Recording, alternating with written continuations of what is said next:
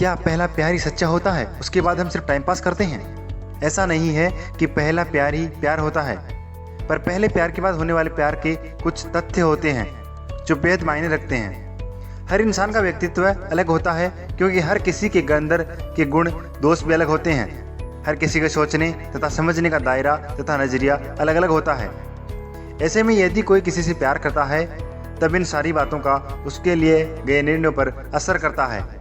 आमतौर पर जब कोई भी इंसान पहली बार प्यार करता है तब वह एक खास उम्र से भी ताल्लुक़ रखा हुआ होता है। सामान्यतया यह यौवन वाला समय होता है जब वह पहला प्यार कर रहा होता है, क्योंकि यह ही वही उम्र है जब उसके अंदर के हार्मोन्स अपने चरम पर होते हैं, जो गर्म खून वाला समय कहलाता है।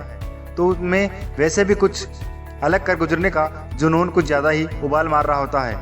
एक सामान्य नियम है कि कोई भी कुछ नई चीज़ पहली बार प्रयोग करके तौर पर करके देखता है तो उसके अंदर एक अलग सा लगाव तथा पूरी शिद्दत भी शामिल होती है।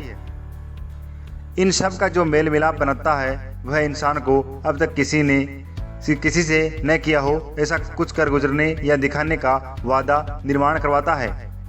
तो ऐसे में किया गया प्यार पूरी शिद्दत, पूरी लगन तथा समर्पण के साथ भी होता है। ऐसे में यदि उसके प्यार के बदले प्यार मिलता है और वह प्यार अपने शादी के नाम का अंजाम तक पहुंचता है, तब उस प्यार को पूर्णतः एहसास दिलाता है कि हमने जो किया वह सफल रहा और हम भी कुछ कर दिखाने में भी सफल रहे, अर्थात हम कुछ कर सकते हैं, यह संतुष्टि से मिल सकती है। किंतु जब कोई प्यार के बदले प्यार नहीं पा सकता तब उसमें निराशा की भावना पनपती है।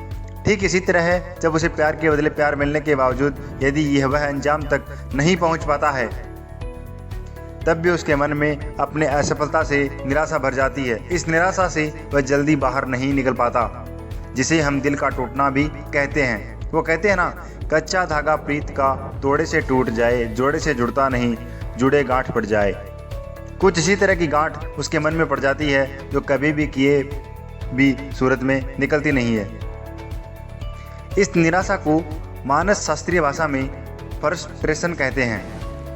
यह फ्रस्ट्रेशन इंसान कुछ दिन के बाद भूल या भुला तो नहीं पाता, किंतु समय की आवश्यकता अनुसार उसे दिल के किसी गहरे कोने में रख देता है और फिर या तो किसी परिस्थिति में न पड़ने की सोच कर आगे बढ़ता है या फिर किसी से उसे संयोगवश ऐसा कोई माहौल उपलब्ध होता है, तब उस जीवन को आगे बढ़ाने का उद्देश्य से आगे तो बढ़ाता है, किंतु उसके मन में जो पूर्वाघात हुआ होता है वह उसे बार बार सचेत करता रहता है कि फिर ऐसी कोई चोट न लगवा देना कि फिर दिल आहत हो और फिर से उन वैचारिक अंधेरी गलियों में भटकना पड़ जाए जहाँ से बाहर निकालना फिर से लगभग नामुमकिन हो।